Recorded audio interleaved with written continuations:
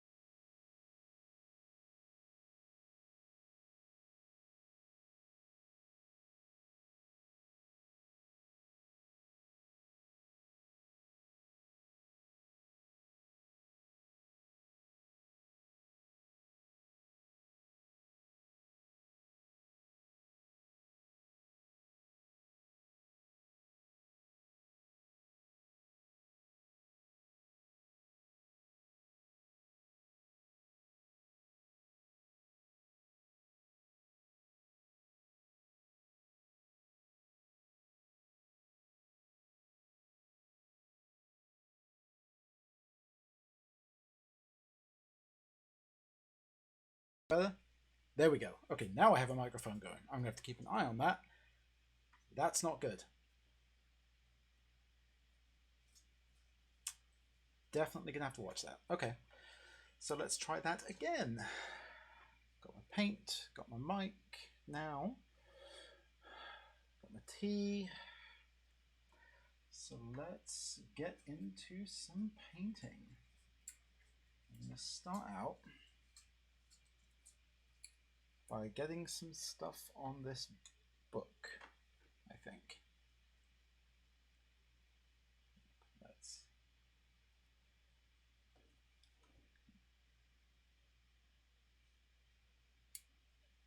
do that. Alright, I'm going to take some more angel green. I'm going to try something out with this.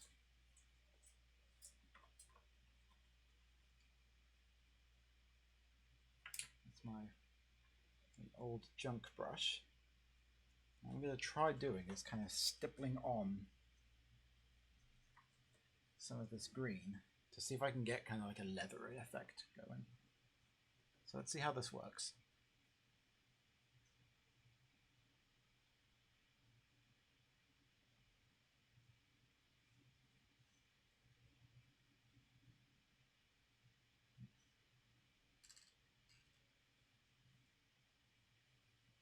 I don't think that's quite doing what I had hoped it was going to, but that's okay, that was an experiment. I've at least got some colour back on the book. Yeah, that didn't work out quite the way I had hoped, but that's okay. That's what experiments are for. Oops.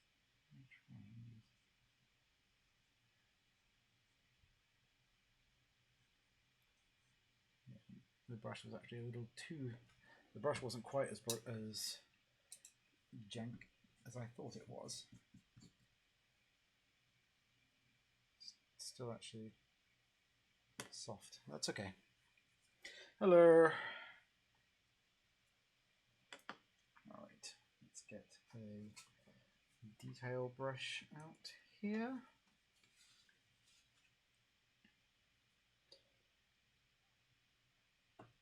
Let's pick the right one. How you doing, Van Jammer?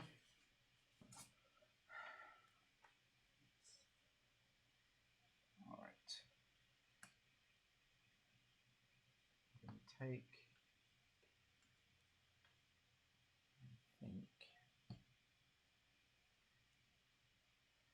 Take some dragon red and start doing some highlighters. Yeah, it's those are my nice brushes. I figured out where I had stashed them. So we got those to play with tonight. So let's this. Let's get that watered down just a bit. There we go. All right, so we're going to go through and brighten up the top parts of the hat.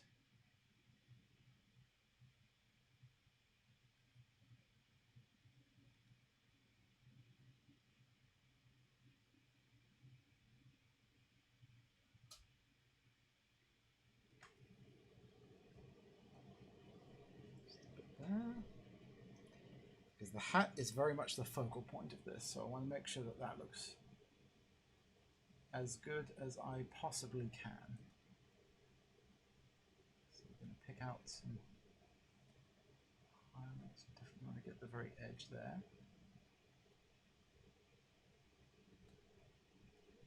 Just get a nice smooth color around that.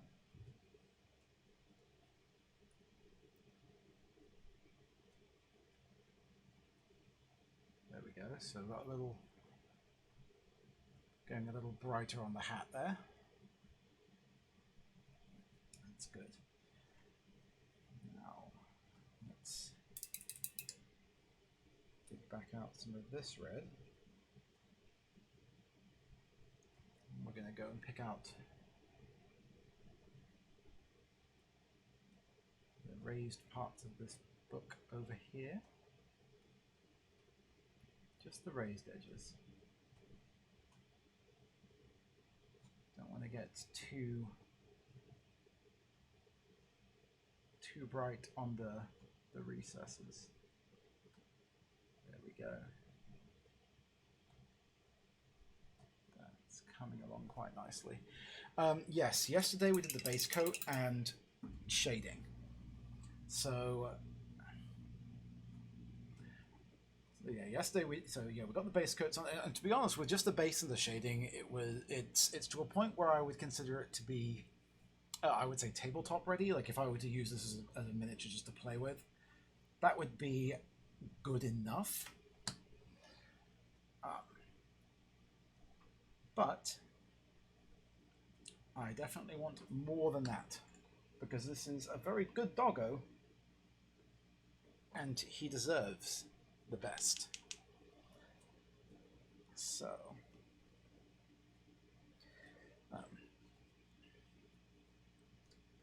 yeah, the idea, what I am working towards with this is very much kind of practicing as I go, because what I would like to be able to do is get to a point where I'm good enough at this to be able to start taking commissions.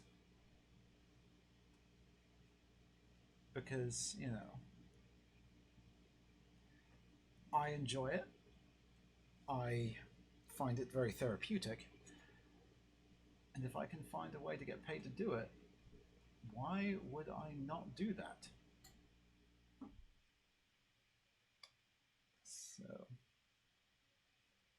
that's the goal with this. So we're very much in the let's practice, let's get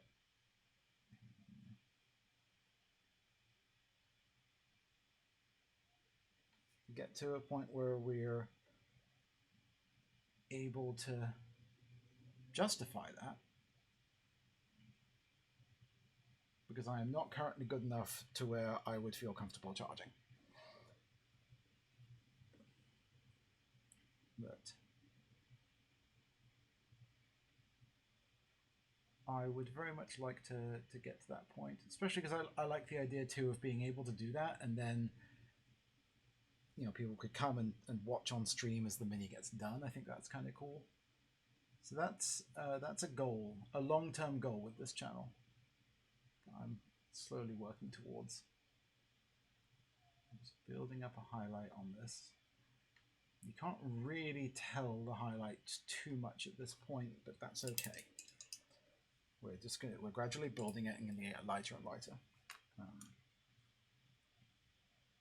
So let's take, I want this other purple here. Let's get this nice and, well, to a certain degree. I mean, there is a, yes, I mean, this line is available. I mean, one thing I do not have access to is a 3D printer, and I'm not going to be able to get that. But if people had the idea I have is that people would mail in a mini to paint, and I would then go and paint that for them.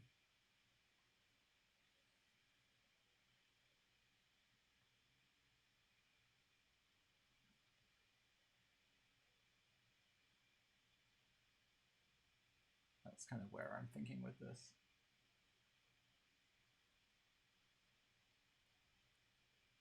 There we go. That's good.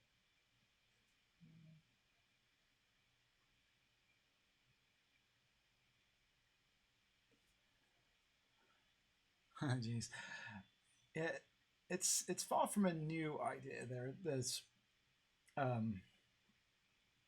plenty of people out there who are doing this already. Like there are a few painters out there who I very much admire and respect. Like Well Forged Gaming is one. Electric Eve on Twitch as well, who used to be part of the Games Workshop staff. Those two both do pretty much exactly what I'm talking about. They have streams where they paint, and in many cases, what they're painting is something that people have commissioned them to work on. Okay, so if you can tell too much on the stream, here, let me kill that light and adjust my camera focus and turn the autofocus here. There we go. Actually, I need to adjust my get my white balance gone. Lower that color intensity a bit. There we go. That's good. Okay, there we go. Got those things. My color intensity was a little high up, so we can see that looks much better.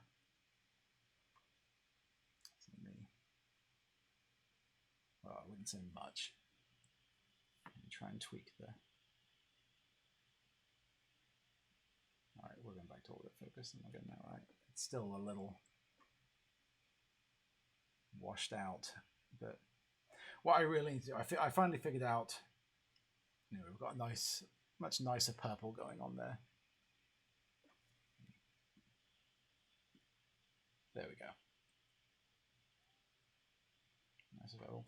What I realized that a lot of people do is they don't use I'm just using a Logitech webcam right now.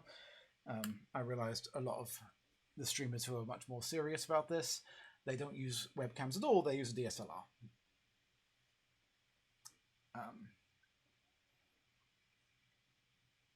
Which definitely makes sense, but I am not at a point of this where that is an investment I want to make. I want to get. I'll certainly invest back into this maybe later on, but let me get a little better first of all. Make sure it's a worthwhile investment. Right, take some more snakebite leather. Let me give this another quick run through. Because we got some green on this, so I want to give this pouch another coating of that to help it stand out.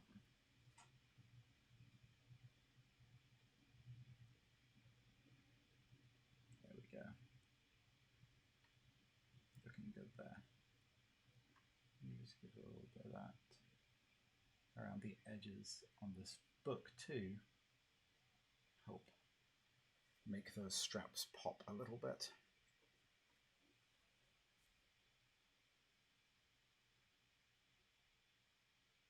Let's get along the edge here.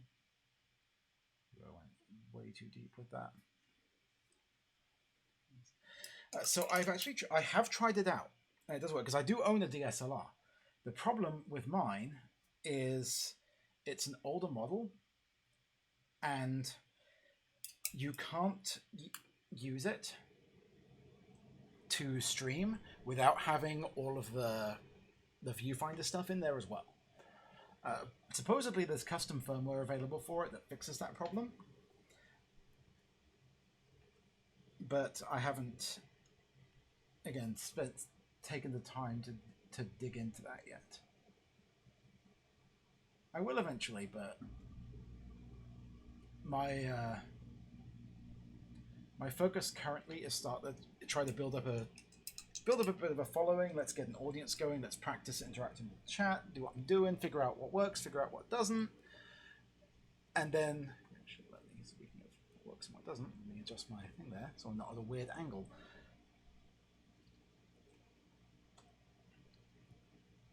Like, for example, like since last night, I've gone and I've got different lighting going, so I'm not permanently in the dark over here anymore. I moved my microphone over, figured out a way that I can easily switch my mic between my settings, my various areas, so I have the audio quality back, which is a good thing. And yeah, just kind of go from there. All right, so I want to take some skeleton or some mummy robes because I want to highlight these bones in the back because I want them to really stand out. So let me pick out those.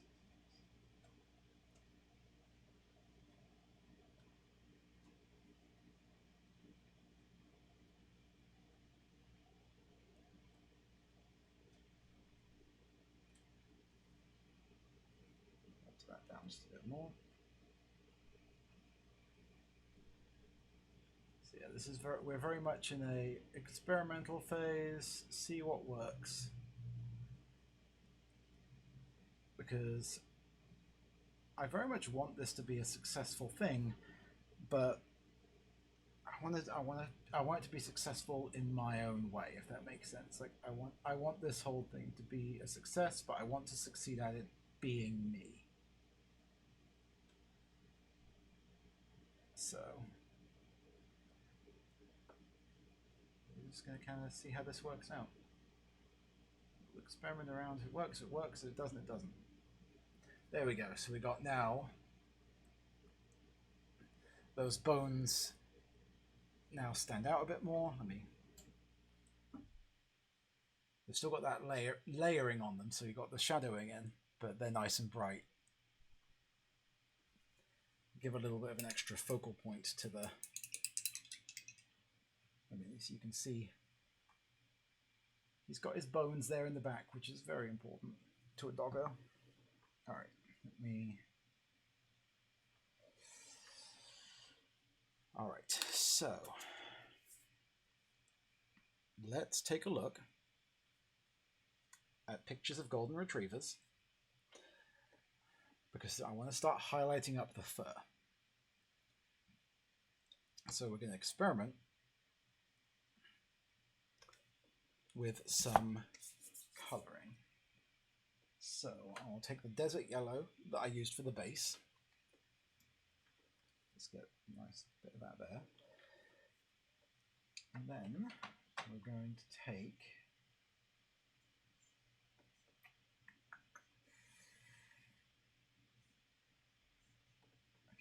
try some skeleton bone. Screen's a bit blurry. It is. It's blurry because I still have autofocus turned off. That should be better.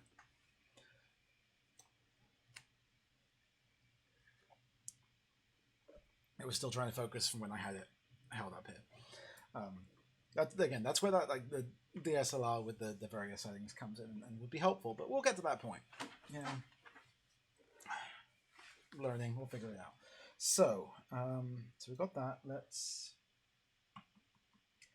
It's already a pretty nice golden color, and I don't want it to be too white yet. So let's mix in some of the mummy robes.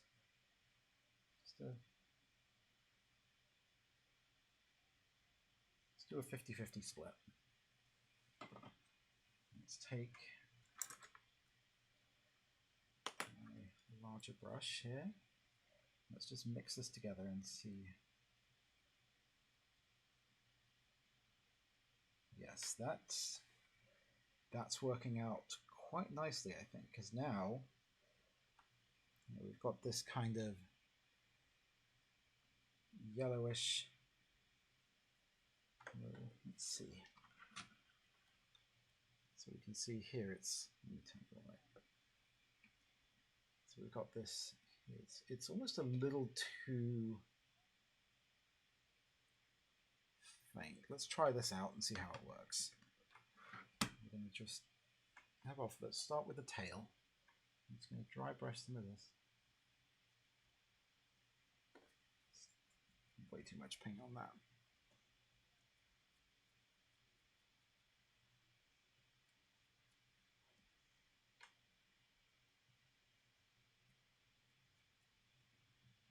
Cat hair in the way.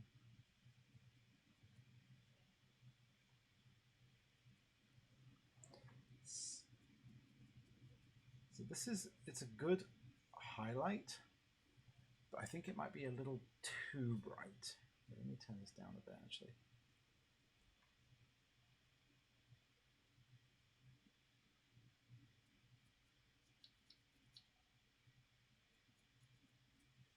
Let me take a look up here. Yeah, so we can see how we got that much lighter colouring on that tail now. Which, no, I'm actually kind of into it.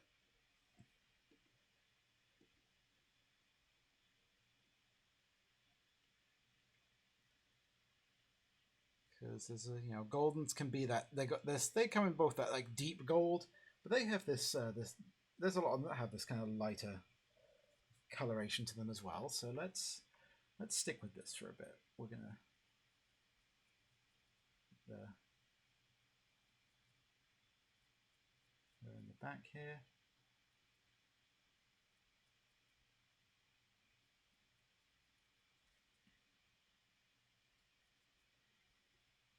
Let's get the front as well.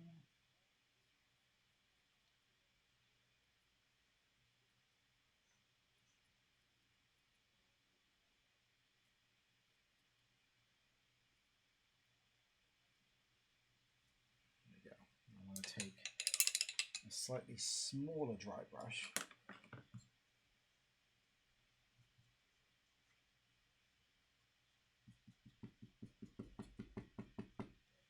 And take that up here.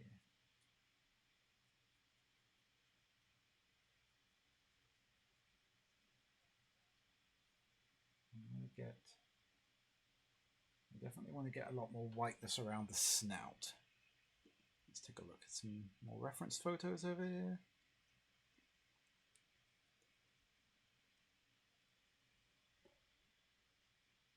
Yeah, I think it's coming out okay. I'm kind of good with it. But let's mix in just a bit more of the mummy robe. Because I want to get a difference in coloration around the snout too.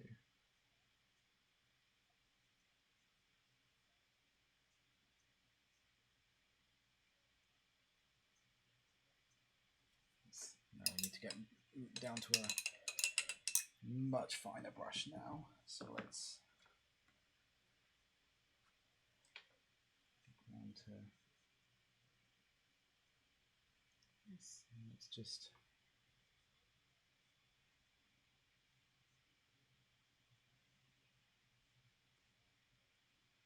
gone a little too far with that, so we're going to apply some shade to that as well in just a bit.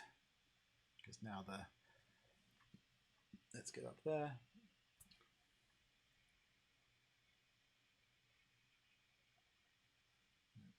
Right, let's turn off the autofocus again. So the snout now is a little too bright. But I like how we've got some more texture to the fur now.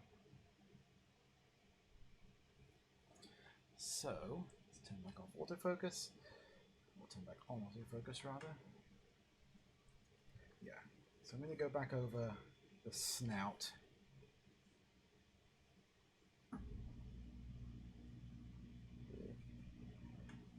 The more golden situation. Because that wound up being a little white, little too white. But there we go.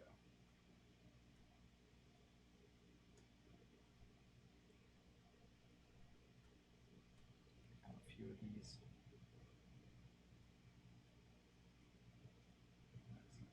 Pick out some of the larger strands of hair too.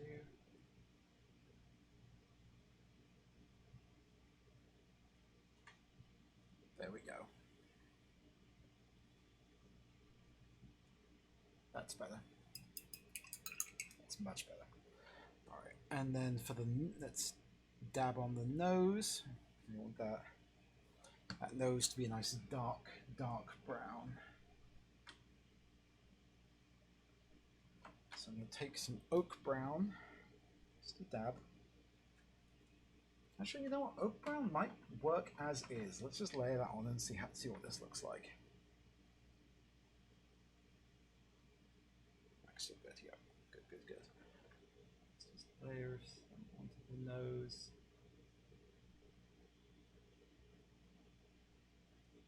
There we go.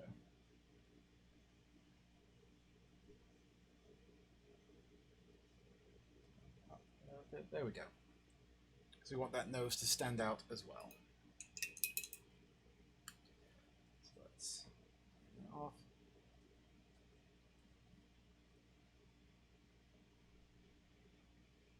So we've got a nose standing out on the snout as well. But that tongue is way too red at this point. So we're going to take some Warlock Purple, which, as it stands, is far too pink. We're going to mix some of that red in with it.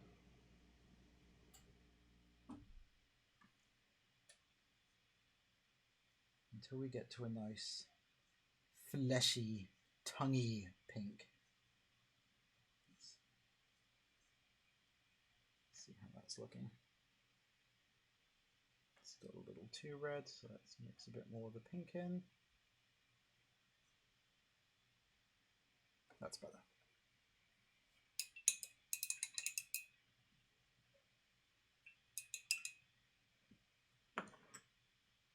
Okay, take some of that there. All right, let's pick out the tongue.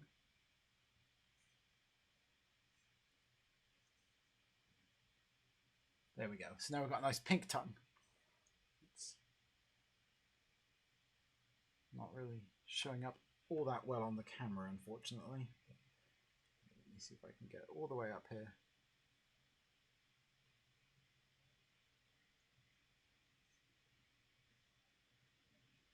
There we go.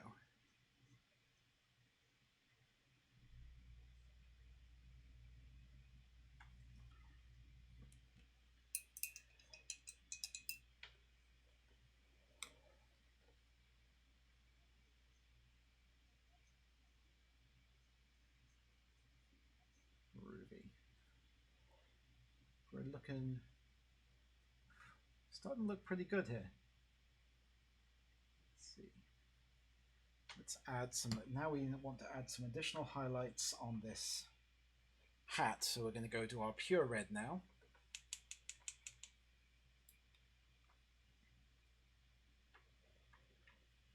Get some nice bright reds going here.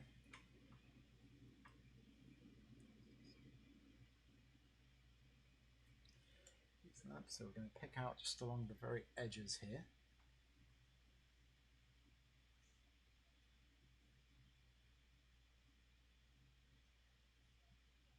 It's the front edge where the light's going to be catching it.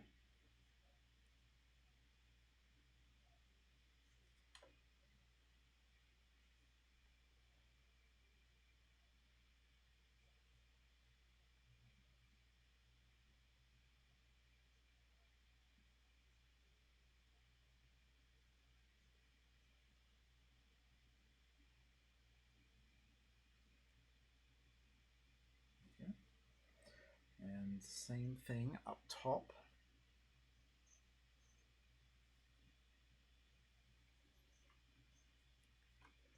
Definitely want to make sure we get the very top of the wizard hat where the lightwood is going to catch it the most.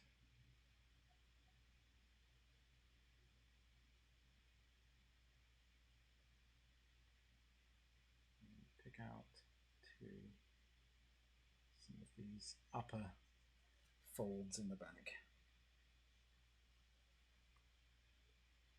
Let's get this raised part in here.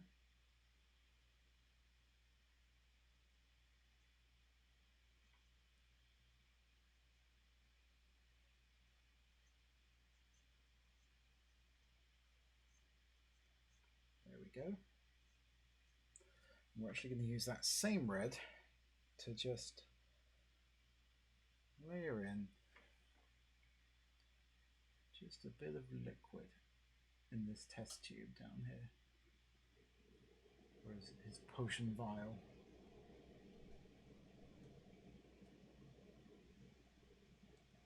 Let's get that one filled in. We've got to make sure we get in here and get all of the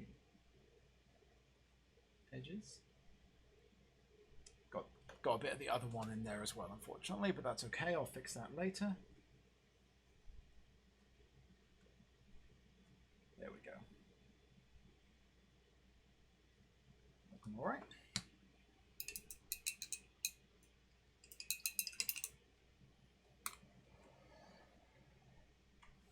Let that dry so I can do the other one.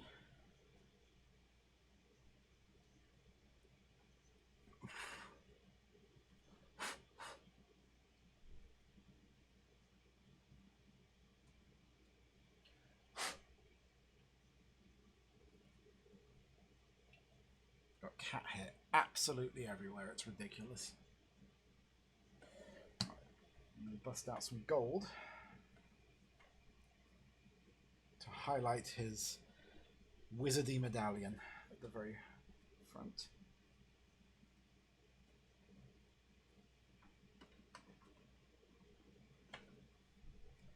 So let's get that going here. Yep. Here's a cool pupper. There we go. So now he's got this nice gold medallion with just the bronze underneath, just for that little extra bit of shadow.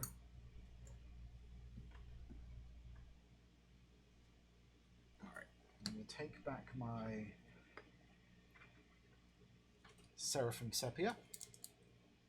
I want to add a little more shading in around the mouth, because we've got some areas in there that I'm not quite happy with. So I'm going to get in here. I want to pick out just up here in the mouth, get some additional depth around the inner mouth there, around the neck.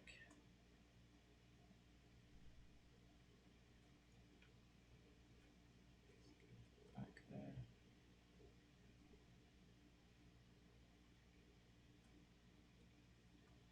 There we go. Let's get some in on the underside of the tail as well, because there's going to be some additional shadow there. Get up his butt.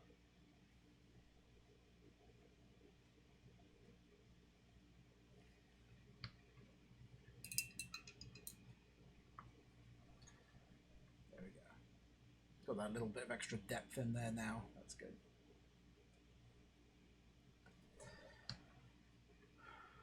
Alright. I'm going to take some soulstone. We're going to experiment a bit with a technical paint. Let's see if this works out well for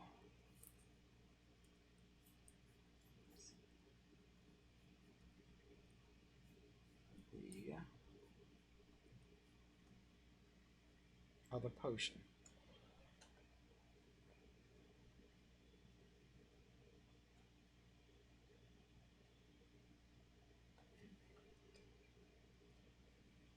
Quite that ran a little bit. Let's try and pull that back over here. Yeah, that didn't really work out being just a raised surface as it is, yeah, that's not working. That's okay. It's the wrong paint choice for that. So let's go with some Void Shield blue instead.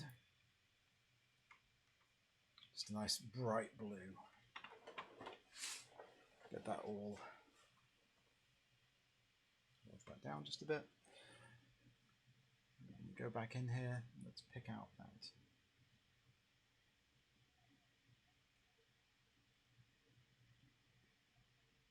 There we go.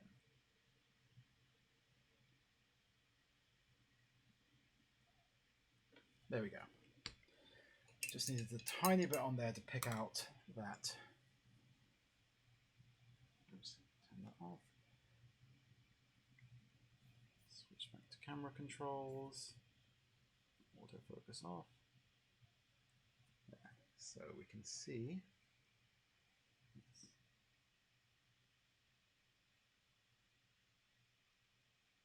Got some blue on those potions now. I don't know why, but on his on the camera, the nose is looking a lot more blotchy and blobby than it does in person. It's just I think it's just the focus of the camera, maybe the lighting. It's just not picking that up particularly well. But you know, I'll post it on Instagram later. But whilst we're here, let's also take some of this gold, because he's got a nice little buckle on his hat too that I want to make sure to pick out. I think a golden buckle works. Nice fancy buckle for a fancy wizard doggo. There we go. I also want to take just a bit of grey and pick out some of the stitches on the patches on his hat too. There.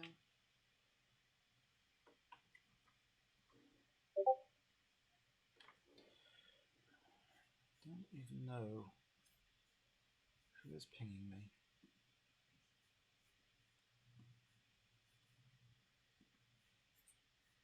And why is Discord not in stream mode? I'm just going to close it.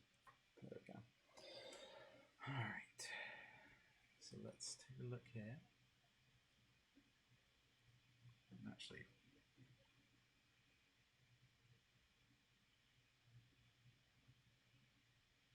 I'm just going to very carefully just pick out these stitches.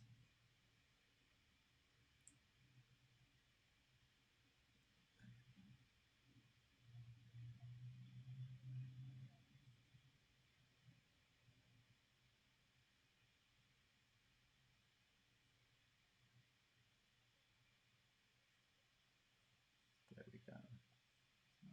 I think that was all of them.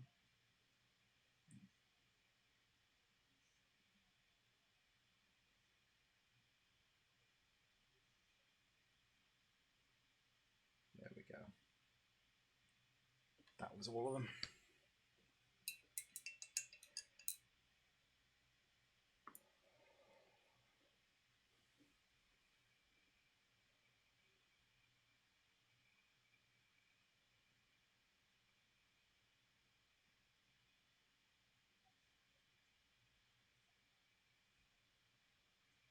Okay. I want to add some of this green back onto the potion orb here. It needs to be highlighted just a bit more. There we go.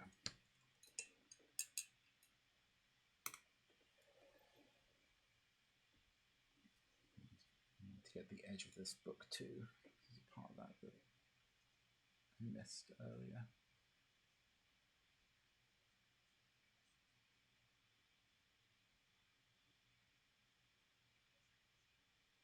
All right, I think we're mostly looking good at this point.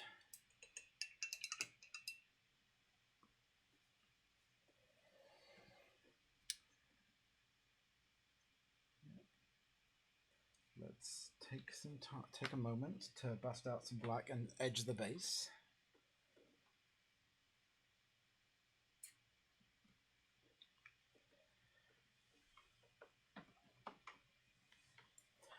I feel like there's more I can do with it and more that I can maybe come back to later on, but I want to also be wary of doing too much.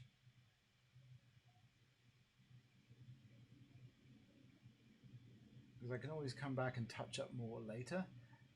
And I have quite the backlog of these to get through, so I don't want to spend too much time on just one. Because otherwise I'm just not going to dent that. Because I'm trying to tell myself not to purchase any more minis until I've painted all of the ones I currently have. And that is quite a lot.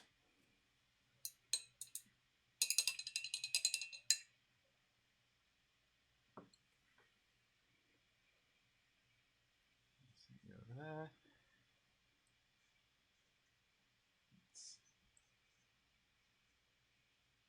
We have this, how Cornelius is just about done.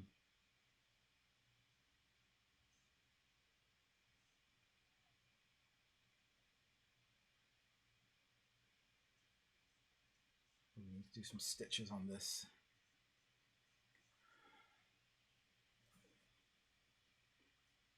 Sack too. Let's get in there with those stitches. Take those out.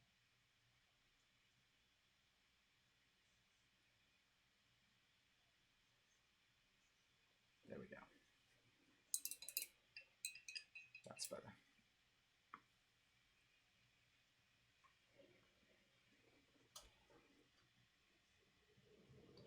Alright, and then to finish up, I'm going to take some orange, because I do want some more highlights on this hat. So we're going to mix the orange into the red. Let's get that mixed together.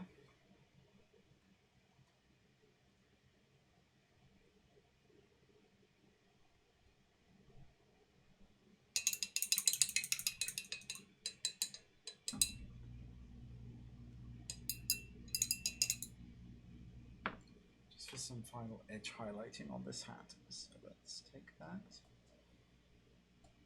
Let's pop you back in the holder. There we go. Alright. Just pick up the very edges of the hat.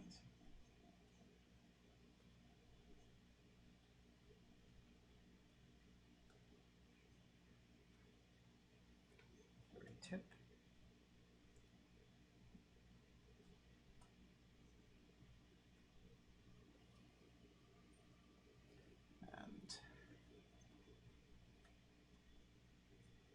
Tips of these creases too.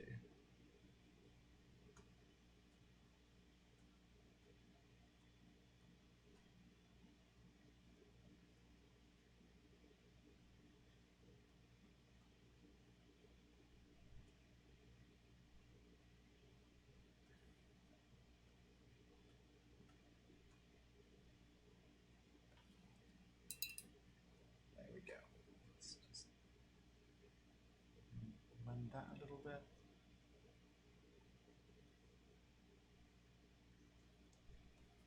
There we go. So we've got a nice, like, dusty looking, old, worn wizard hat, which I very much like.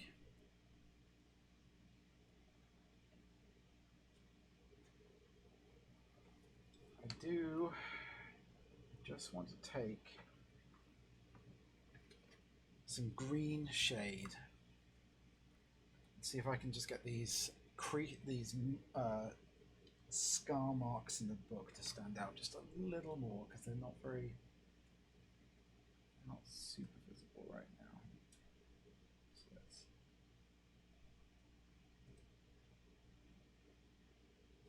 get those in there. That's good. Those stand out a little more now.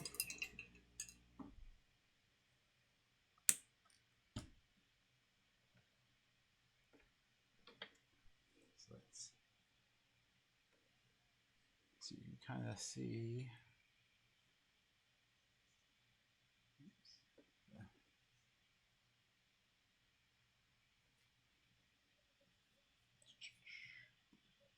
settings, autofocus on. Yeah, so we got, they're still a little shiny, but you can see there's those damage marks in the side of the book stand out a little more now. This is one cool doggo.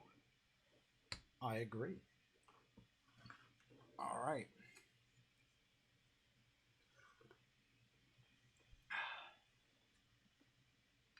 Now, let's go grab my flock.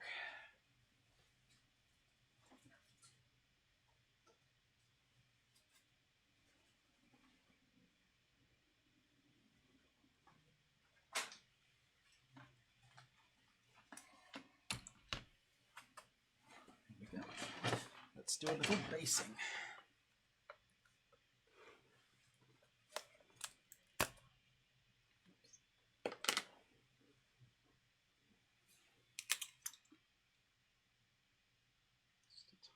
There.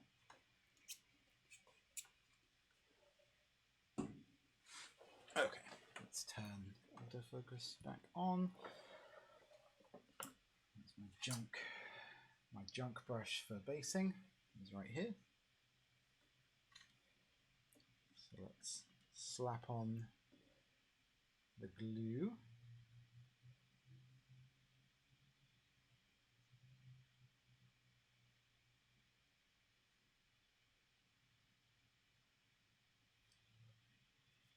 Trying to avoid getting cat hair into the glue as well, which is a permanent concern for me, because cat hair is absolutely everywhere in my place.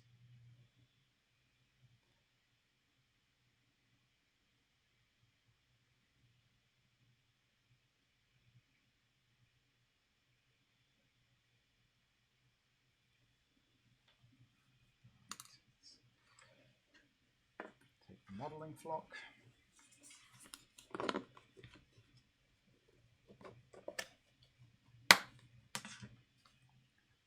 Let's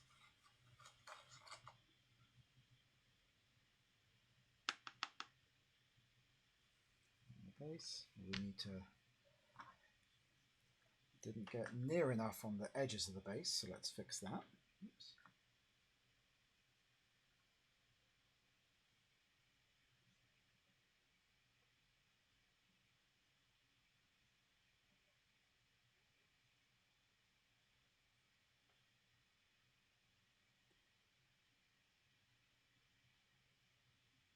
That's a little better. Put that all up in there.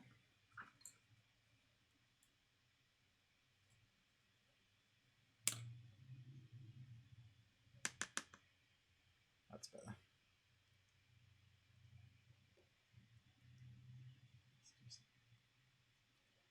All right, so now he's all based.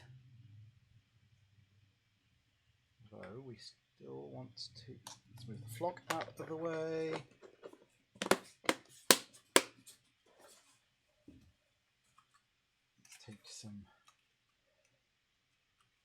Take a woodland tuft just to give the base a little extra oomph.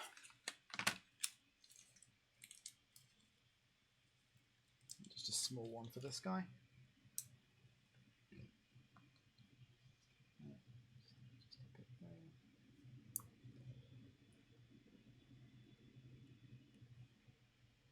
Let's add that on there as well.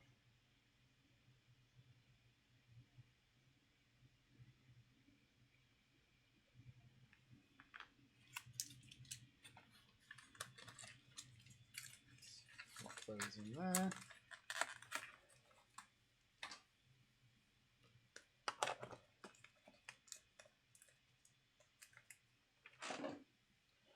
All right, and there we have completed Cornelius. Turn off the autofocus, turn off the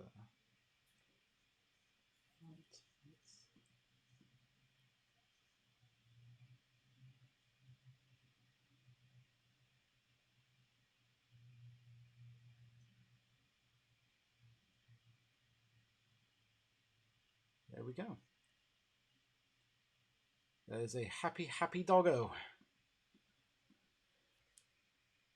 Ready to off to be all wizardly for his party. So with that one done, let's get some light back over here. We're going to go ahead and get a start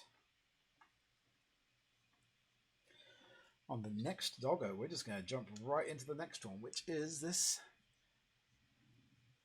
happy little boxer paladin. Turn off autofocus so you can see.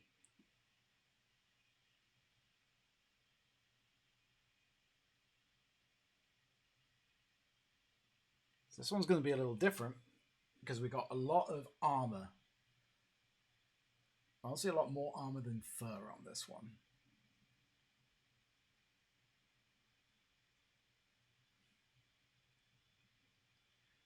So let's take a look. Let's do a quick examination. I've never had a boxer. So what boxer dog? What are some good color schemes for a boxer?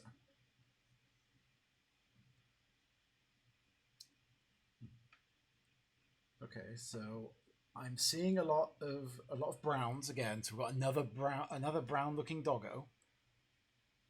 This is what I'm seeing. Lots of like brown and white with a black snout and eyes seems to be the prevailing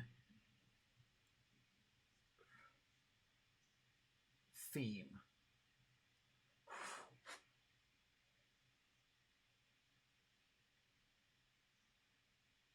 So that's what we're going to go with.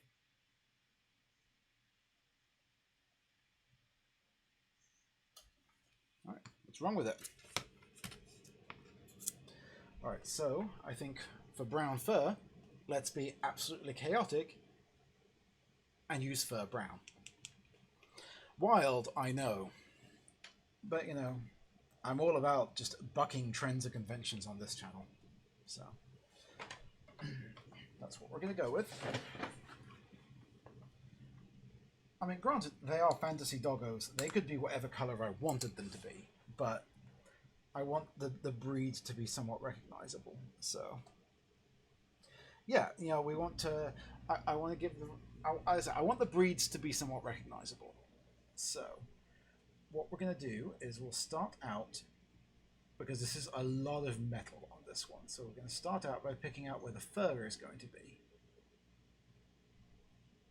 And then we're going to go back over and do all of the metal. So we're going to start by just doing all of the non-armored parts. And then I'll go back later and we'll do the colorations.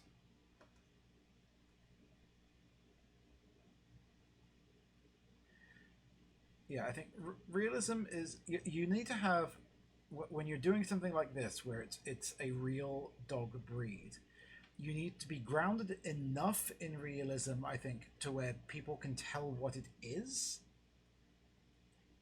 and then you can kind of, once you've got that base established, go wild from there.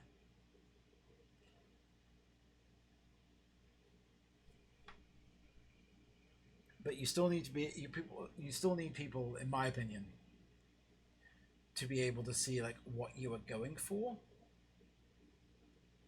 So get your base established, and then you can do what you want from there on out.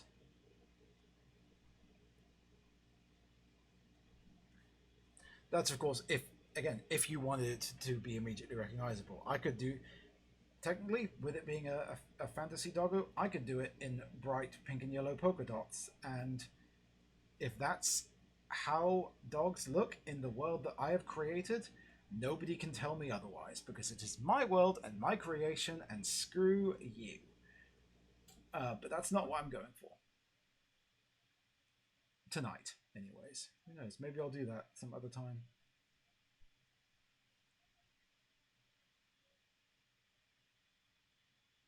But similarly, in order to just kind of to aid my own personal growth as a painter, I want it to be realistic and recognizable for now, because again, I want to get the base techniques understood, because in order to break the rules, you have to understand the rules.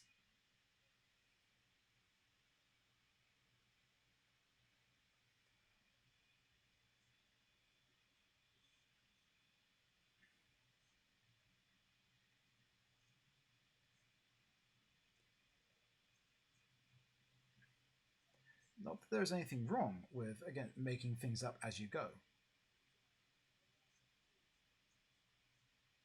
I mean,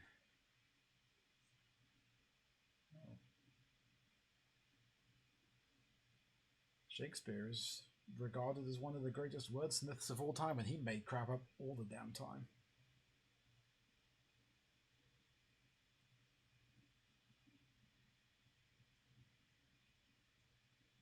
It's like, I don't have a word for that. I'm going to invent one.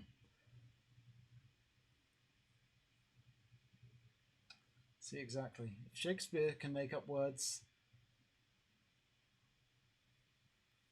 why can't anyone else?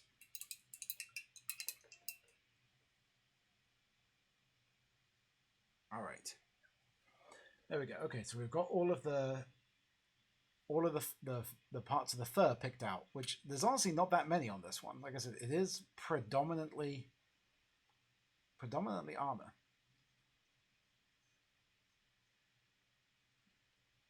We do have some, like, we've got a sword strap, we've got some leather straps, we've got a nice fancy shield. Lots of detailing, we've got a little bedroll and some more leather straps, but I think next I want to pick out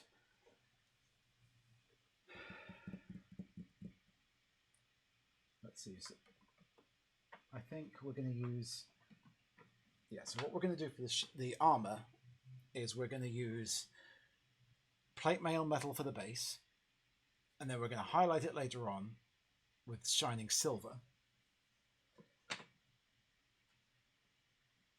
with gold for the highlights. Oop, I'm just going to headbutt my camera. There we go.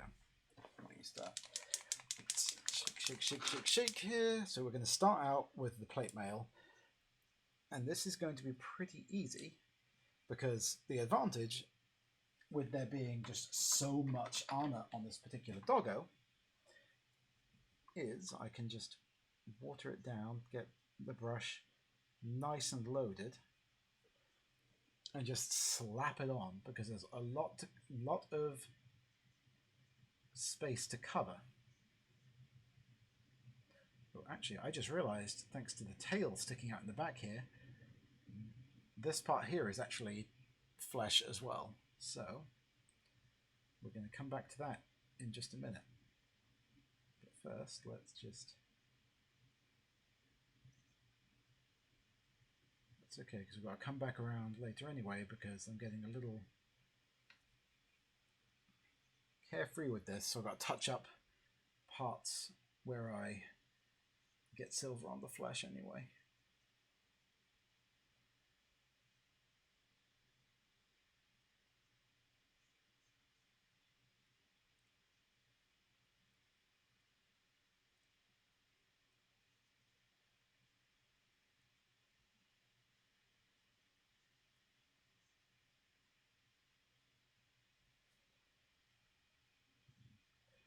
Get a point back on this brush.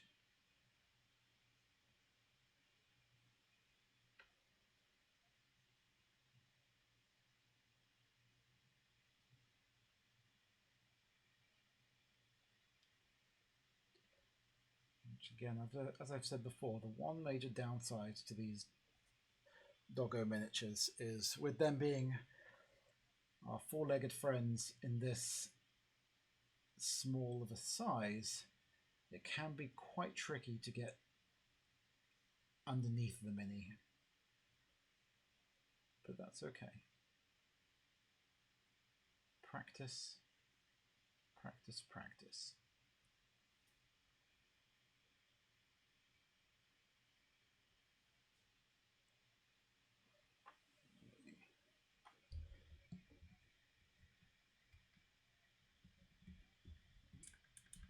lighting adjustments up here.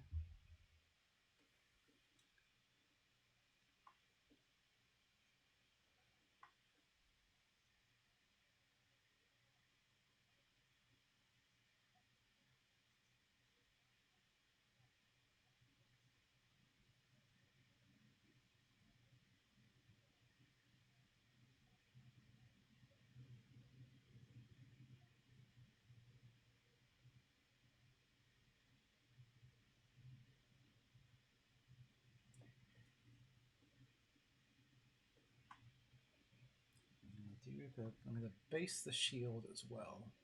I want to do, so it stands out a bit more, I want the shield to be a different color. But for right now, I'm going to base it with the same metal and then build up from there. Because what I might do is have some parts of the shield have kind of some heraldry painted on it, but have be worn off in places, so it looks like it's been used and like the paint's been kind of chipped.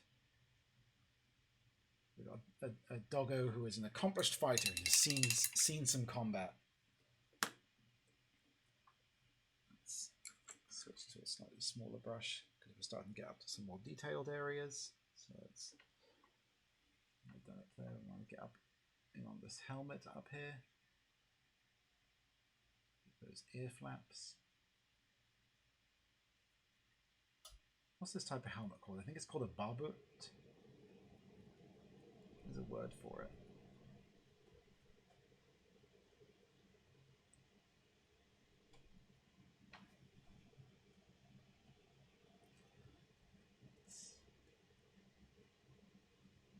Get up in under the visor there.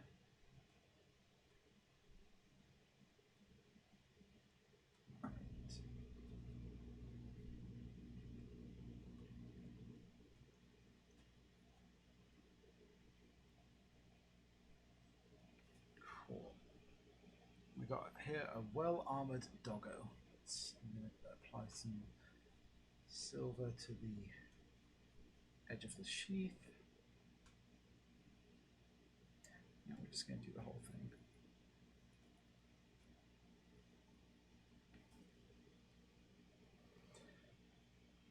I do like how this sword has a bone for its crossguard. I'm kind of into that.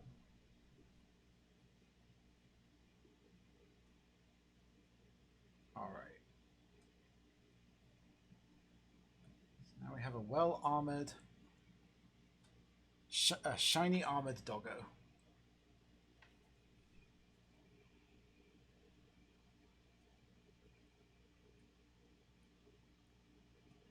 Let's turn the autofocus back on. So let me go back through and pick back out parts of that flesh where I've now slapped some silver on. So let's pick back out here. I definitely got a lot of it around the back of the neck, so let's fix that.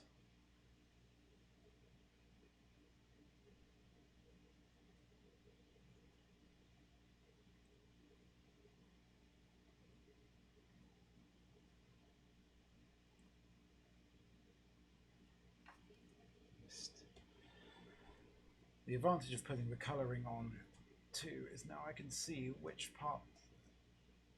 easily which parts of the armour are not actually armour and are bare doggo fur.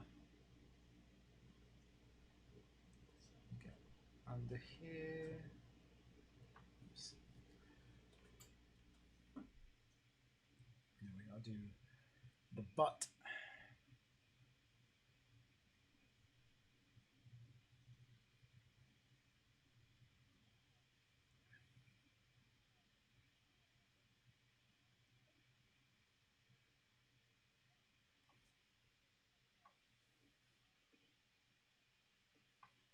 There's a little nubby tail. Little nubby tail.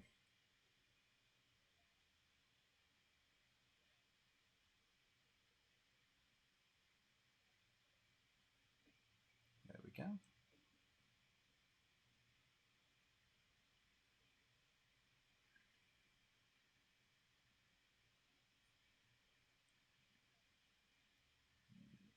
under her chin as well. There we go. She is starting to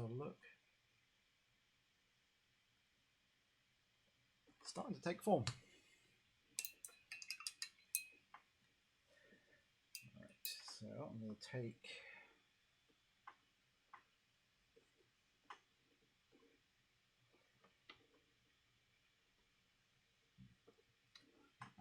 for bedrolls, I like taking skeleton horde and using that for the base. So let's apply that there. Take some of the skeleton horde contrast. And let's slap that on for the bedroll.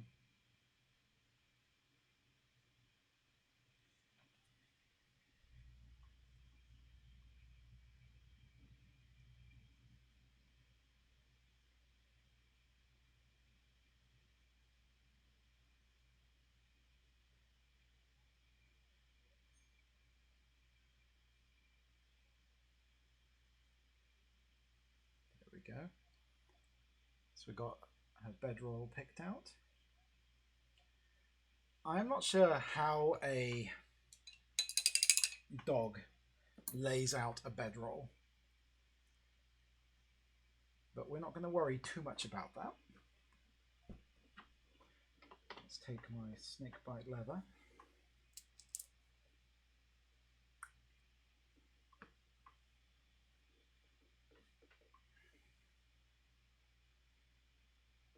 So let's get the straps now.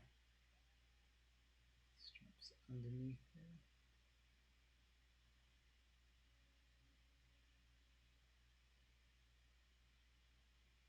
And these pouches.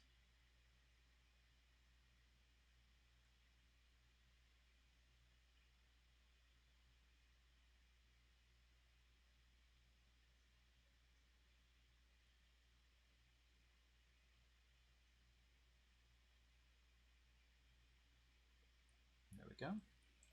So we can move the light a little further away from the miniature.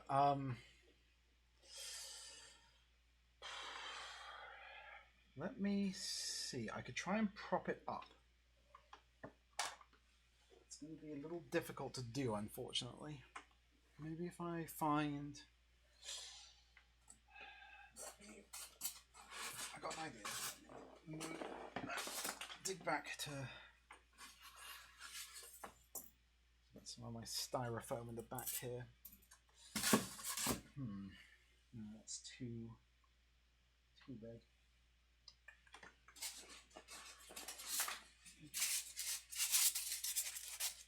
See if we can get a little creative. Unfortunately, this is... Hello. Yeah, the problem is if I can't hold my hand lower because then I can't see what I'm doing.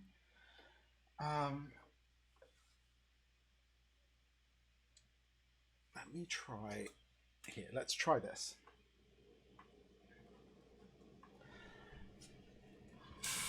No, it's good. Feedback is what I want because I want. That's a very good suggestion. Let me make sure that I'm still on camera here. I have an idea. Let me try this because this actually might be better for me just doing this anyway. I can try that like this.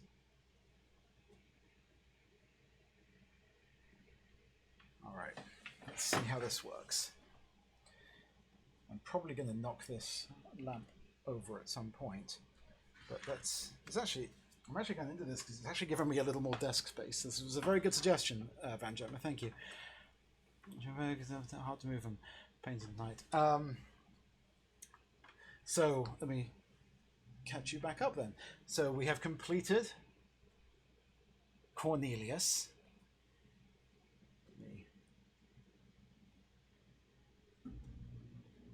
He is all done.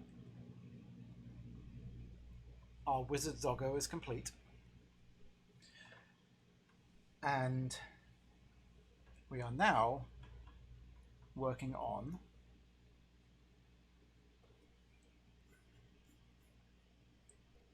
let's take a look here. I'm going to change my focus a bit. There we go. It's very, very bright and shiny for right now. Cornelius is actually the mini's name. All of these minis have names. I just refuse to use the one for the Kyros mini because that's Kyros. I don't care what the sculpt's actual name is.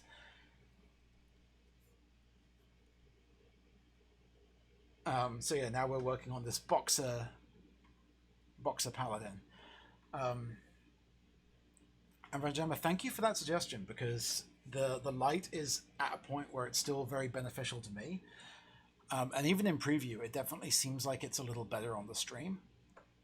So I very much appreciate that. Let me see. Actually, let me turn back off autofocus because I might be. Because there we go. So I can focus in on where it's comfortable for me to hold the mini. Yeah, with a mostly armored mini like this, I'm sure the brightness was awful. So yes, let's get back to picking out some detailing. I think, if I remember right, Cornelius the Wizard is actually named after somebody's dog, if I remember right.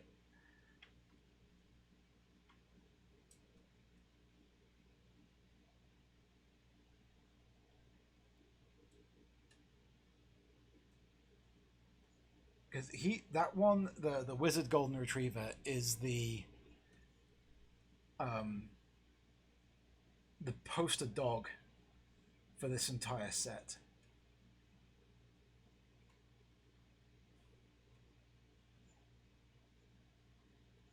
So very much the first one that was there.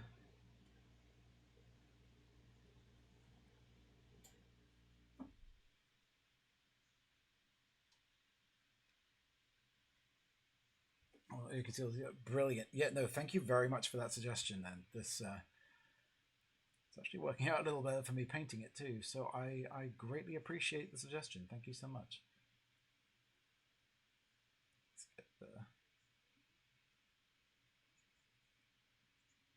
there. So we're picking out just the leather wrappings on the sword and shield here. I actually don't know if this dog is meant to be a fighter or a paladin. They look like a paladin to me. The sword and the shield screams, and all this armor. It just says paladin to me.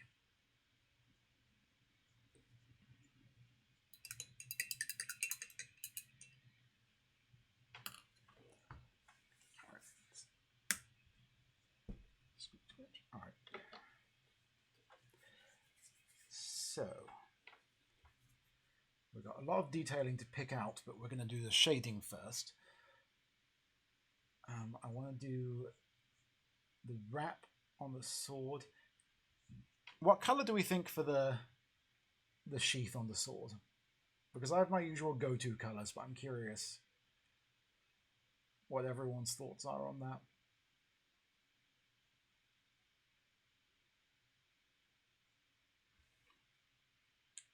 Rainbow. That's certainly a bold choice. Rainbow sword sheath. I mean, we can do it. We can certainly do it. Okay, if we're doing rainbow for the sword sheath, I think I'm going to do the sheath last then.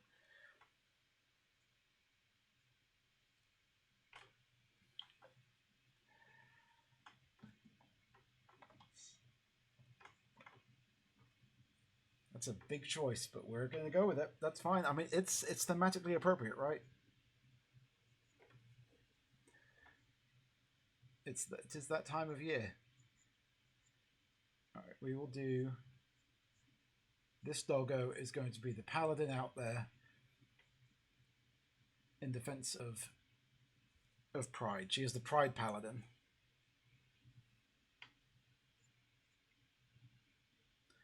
No, I'm into it. I'm definitely into it.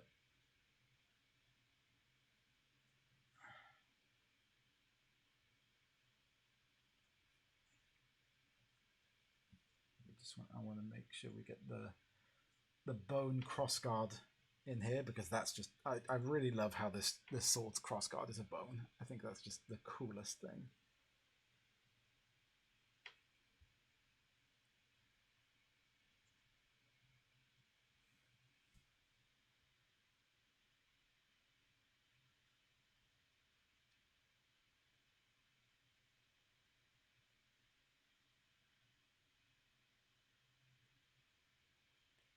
There we go. Looks good. Exactly.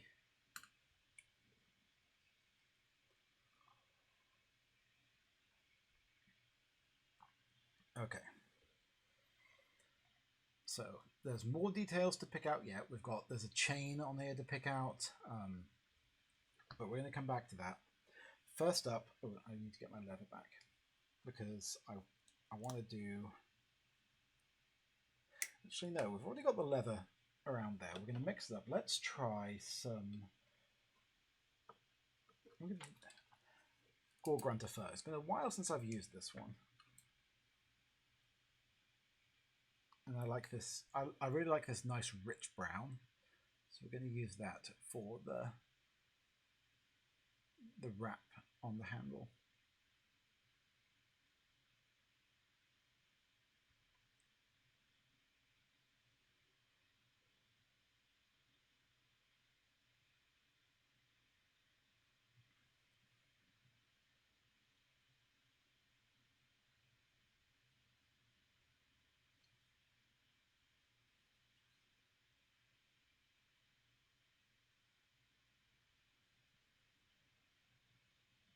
There we go. Excellent.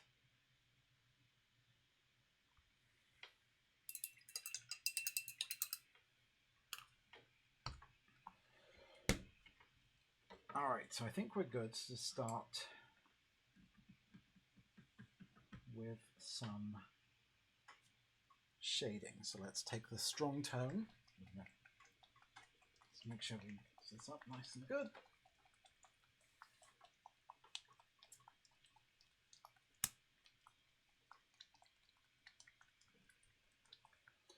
All right. Put that there. So now we're going to take the tone and make sure that we get into all of these nooks and crannies. But what I don't want to do is just slather it all over the mini because that's a bit lazy. So we're going to make sure that brush is too thick. So let's take a smaller one. Put it all layered up there. All right, so we're going to make sure we get into each of these. Really pick out the detailing. So that's all of these armor joints we need to go and make sure that we apply the shade to. Oops. Just up my camera a little bit so you can see a little better.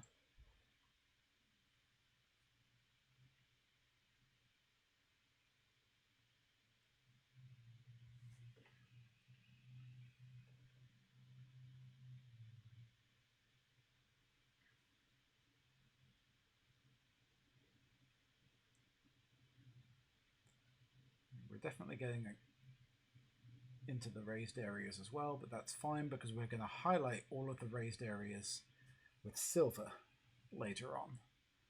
But that is going to be on a future stream because as heavy as a wash as I need to apply with all of this armor, it's going to take a little bit for this to dry. I do need to slather it all over this chain because I want to make sure we get into all of the links so that I can just pick those out later on. Make sure we get into this here.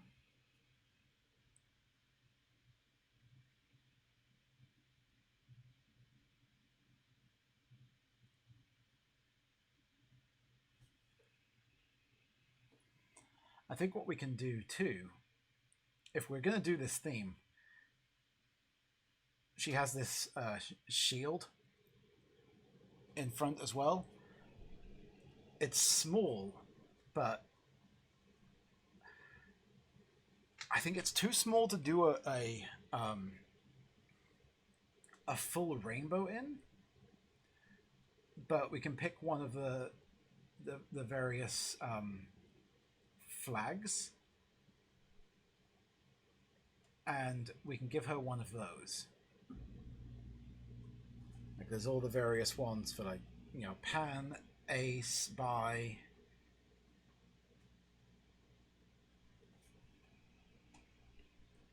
You know, those really cool like tricolor flags. So we can give her one of those in the front. I'm into that idea.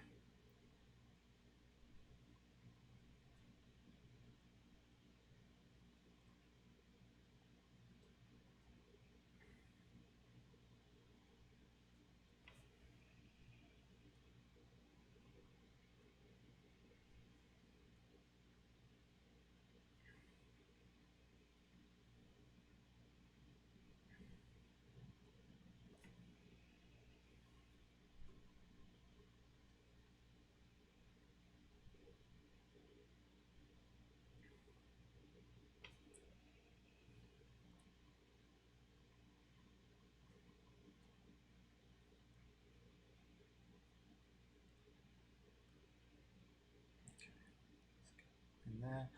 So we can see how those the detailing on this armor is really starting to come out as we put more of the shading on. I love doing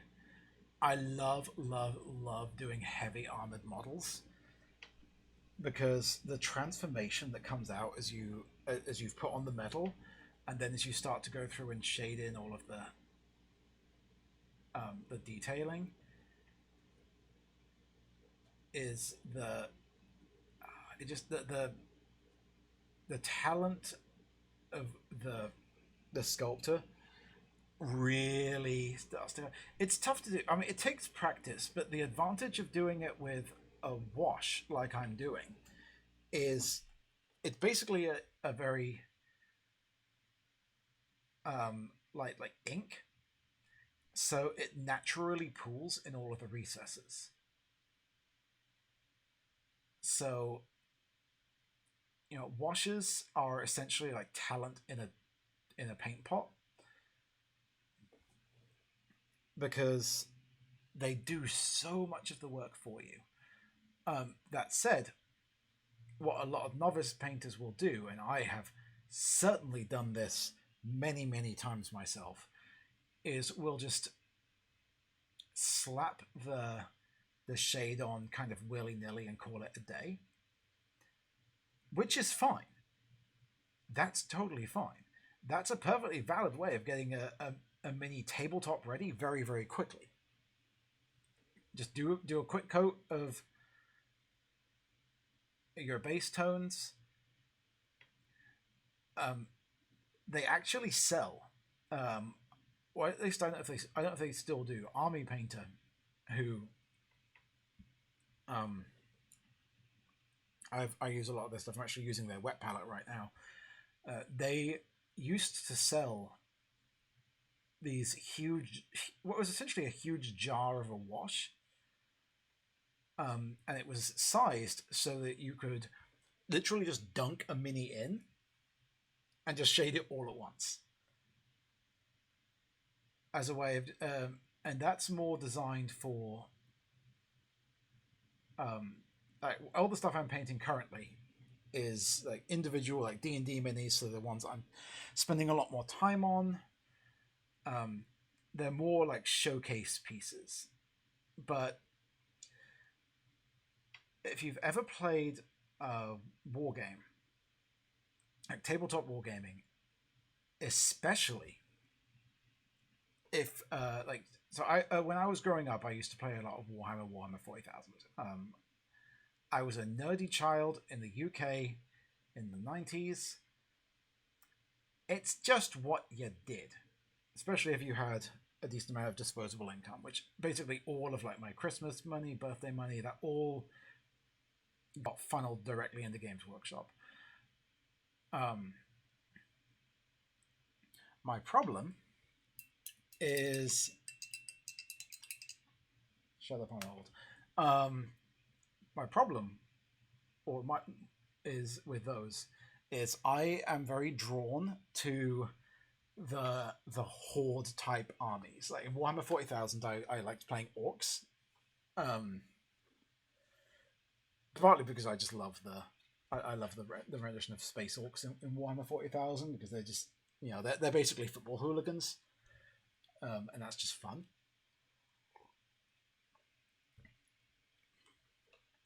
My favorite, I think, the what I love about space orcs in Warhammer 40,000 can be summed up by my absolute favorite bit of lore from that entire setting, which is that orcs are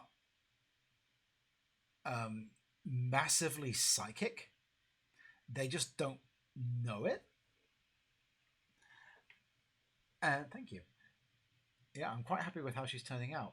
But so they're incredibly powerful psychics to the point where they kind of warp the reality around them.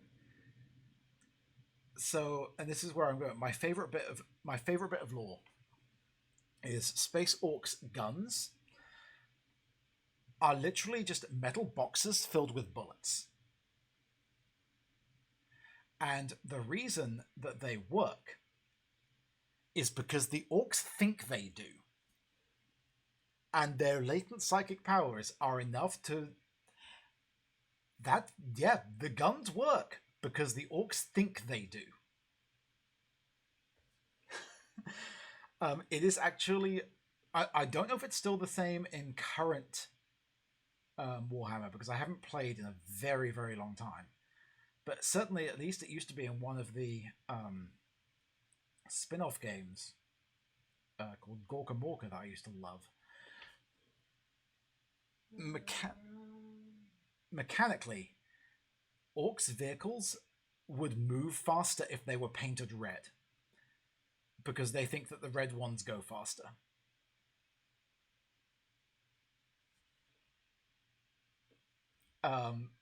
The setting is just inherently ridiculous, and I love it.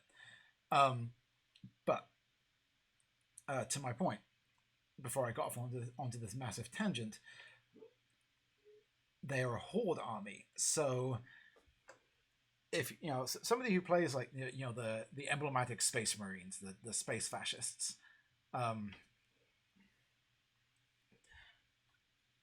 each of the models in that army are very strong, very powerful, but there aren't many of them.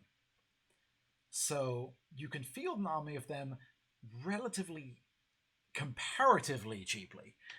Certainly not cheap, but comparatively cheaply compared to certain others. Whereas orcs, like for every it's a point-based system to build your army, and for every one Space Marine, you buy 10 orcs. So you need a lot more models, and that means you have a lot more models to paint. So so they sell that type of thing for things like that, where you have a lot of models you want to paint very quickly just to get them on the tabletop and get them ready and use them.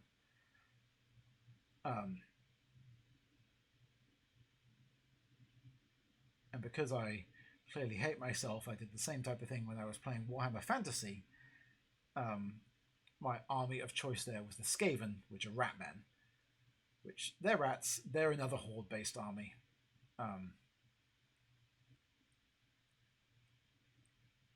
Yeah.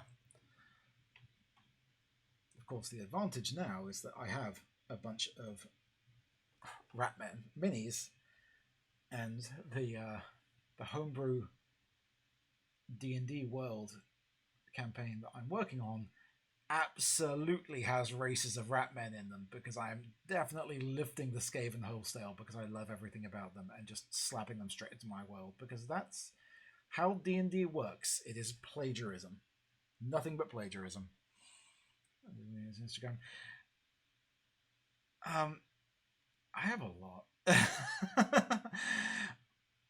There's a lot of them I want to redo as well, because when I went back to the UK several years back, I actually, my parents had kept all of the minis I used to have. So I brought them with me. So I've got ones that I painted as a wee 13-year-old Sprog. And I have a bunch of those now. Like, I posted this I posted up on Twitter one of the shitty, like, 2020, my expectations, reality things, and I had it to hand because I used it for that thing that's been sitting up here this entire time. This is one of the minis that I painted as a child. I say painted in a very generous term because what I actually did was took some paint and just sort of vomited over the mini with it.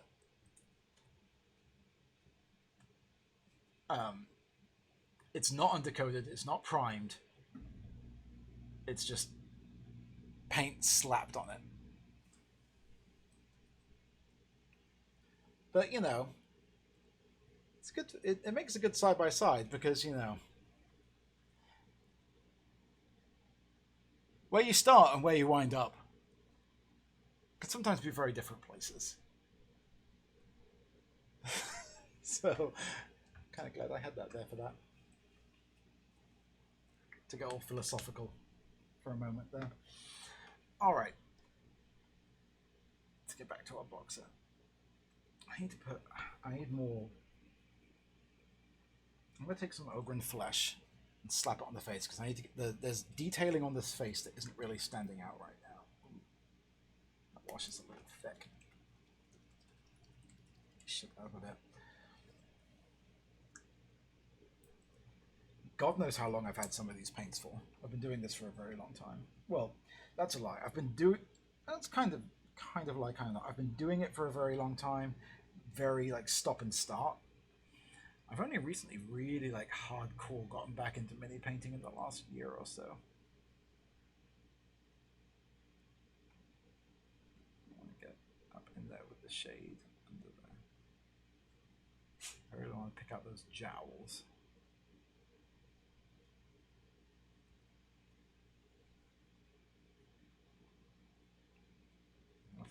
Well, thanks for hanging out, Van Gemma. I appreciate it. I appreciate you.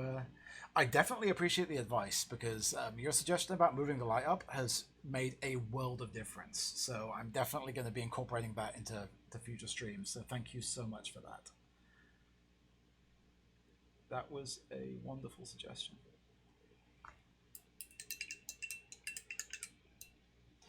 That is fantastic to know. Hurrah!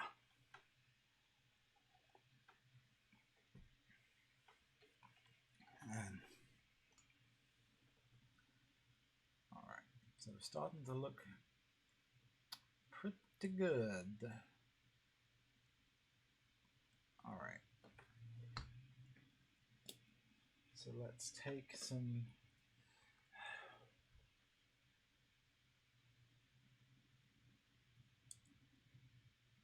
All right. So I think what we're going to do for next, because next up we got to do the highlighting on the armor. There's a lot of detailing to pick out. So I think what I want to do here is we're going to do the chain first, then we're going to do the silver highlighting, and then I think I'm going to pick out these details in gold. So for starters, we're going to take weapon bronze, and this is what we're going to use to base the. We're going to use this for a base on the chain.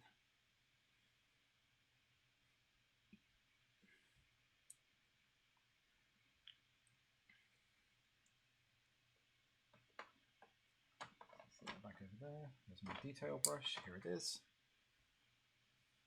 Let's just kind of water down. All right. Here we go. So we're going to just pick out the chain very carefully.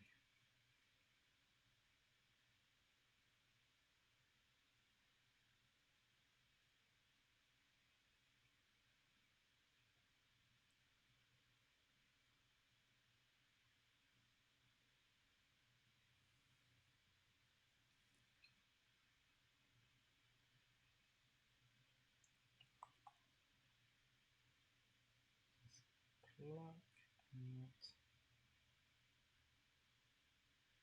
There we go. Let's get that top part there.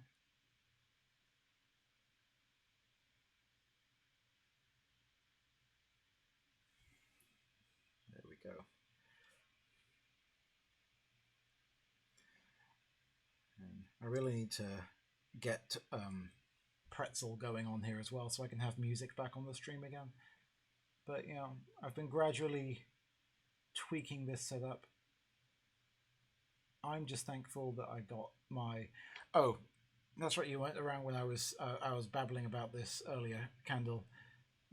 Hopefully you have noticed a marked increase in the audio quality because I got my regular mic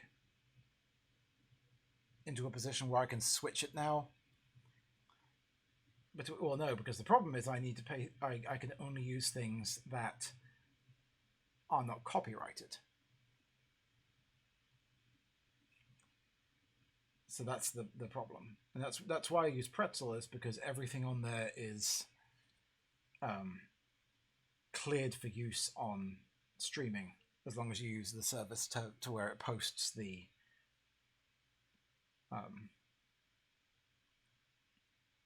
the words, the song title and artist. There we go. So we've got that chain on the back. Yeah, I moved my regular streaming mic over here. It doesn't have my pop filter, but yeah, it's fine. All right. So we're getting to the part now where I have to be careful because I don't want to go too overboard. Because I'm getting tempted to like do the top of the helm. Like, do I want to do that in bronze as well? No, I don't think I do. I want that to be... I think I'll not pick out the base of it in silver and make the silver to stand out. That's how we're going to make that stand out. I do want to make the middle of the cross guard bronzed, however, just to add a little bit of extra. I love that. So these are all by Steam. All of the Dungeons and Doggies are by Steamforged minis. They do this. They're the same group who do the Critical Role minis, and these I believe are all sculpted by a gentleman by the name of Russ Charles, and his work is absolutely phenomenal. I am so incredibly impressed with what that man can do.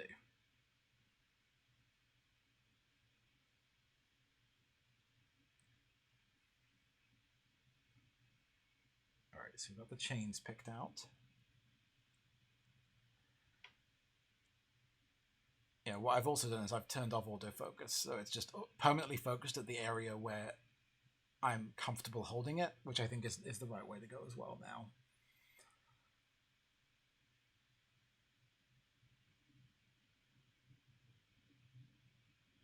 Let's see.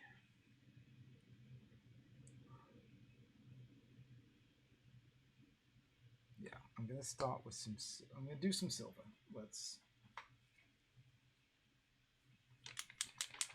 We're going to just make a slight start on the highlighting for tonight.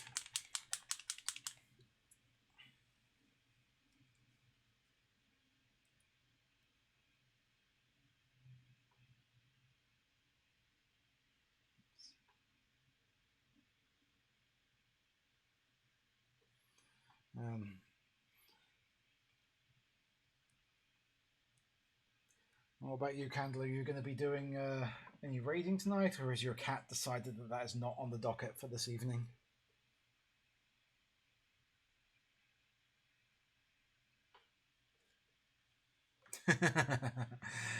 Yeah, I kind of got that impression from what you said earlier.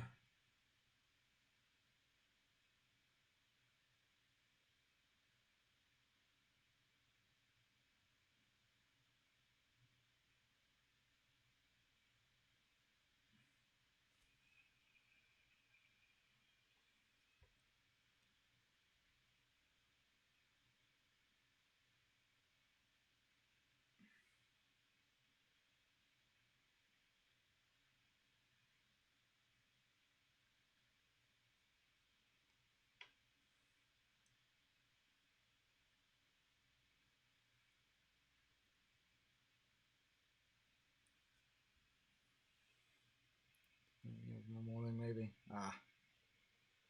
Morning coffee is nice.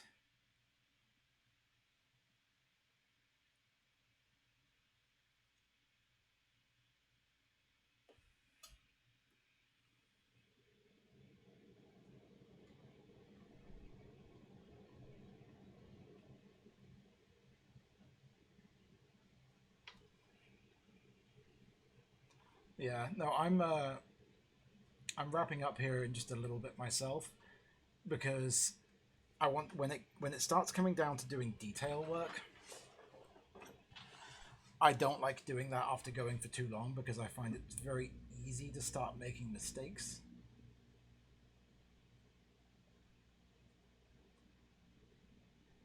I want to pick out the largest highlights,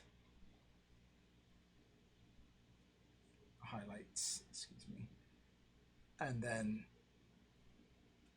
just because that way it feels like I've done a little more, or it feels like I have done a little more, and then come back to it later on.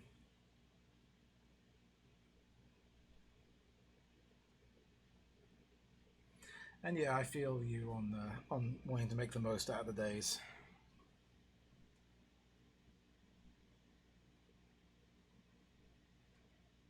Not that I really have a choice. My days have been starting at like 5 in the morning lately, thanks to a certain greyhound who is passed out in bed right now. But it's because we're into summer now, which means it's light here on the East Coast at 5:45 in the morning. Which because he doesn't have a concept of time. He knows, oh, the sun's up. Let's go. So most of my mornings now are rolling back over and pretending to be asleep until he gives up and goes back to sleep for another hour.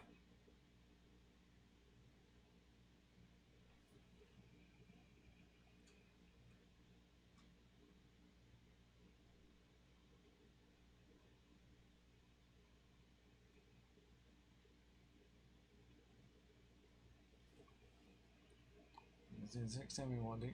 Gandalf was the opposite. I woke up at 6 a.m. and he wanted me to go back to sleep and hold him like a baby. Yeah. I don't think I could hold Kiros like a baby. He'd be a 70-pound baby. He would not be into that. He doesn't let me pick him up, but he's not happy about it.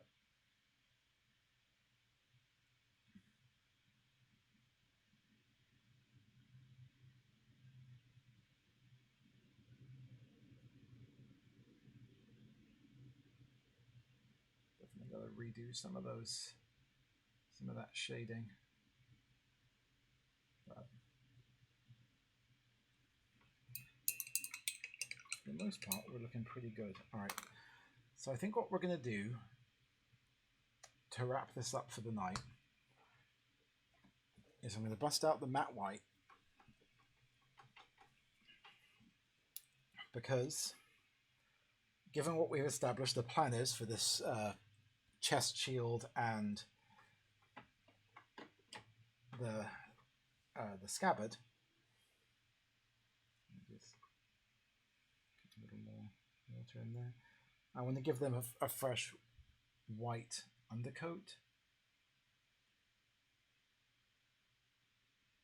so that when they get painted, they'll be nice and bright.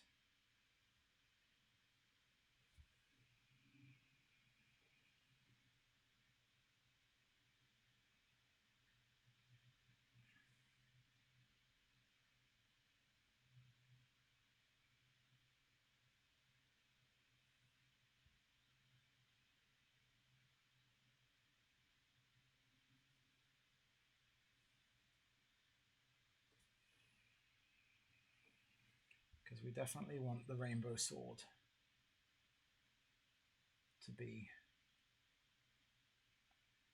as bright and stand out as possible. There we go. There we go. So we got those rebase coated. So they'll be all ready for the next steps. And honestly, our Pupper Paladin here, again, she could be tabletop ready at this point, but we definitely want to go back through and do our highlighting, and there's so many details on this that I want to make sure that are picked out and given their due, because it's a gorgeous mini. Especially now that I've gotten the paint on there and have got some of them highlighted. You couldn't even really see it before when it was just base coated, but it's gorgeous detailing on it. But yeah, we are going to call that an evening. I think that was we got some work done. We finished up Cornelius. We have almost finished up. We got our boxer paladin here. We got her to basically to the point that Cornelius was last night. So groovy. So thank you for sticking around and for enduring as I continue to experiment with the technical issues on this stream. The next scheduled stream is I will be back on Friday for more Bloodborne, which it's going to go better this time. Although I'm debating doing some impromptu, more either painting or other gaming streams throughout the week. If I do, I'll post on Twitch about it, or Twitch on Twitter about it beforehand. But otherwise, yeah, I will be back on Friday for more Bloodborne shenanigans. So thank you for sticking around. Stay safe out there, and have a wonderful evening and the best week possible. Thank you. Good night.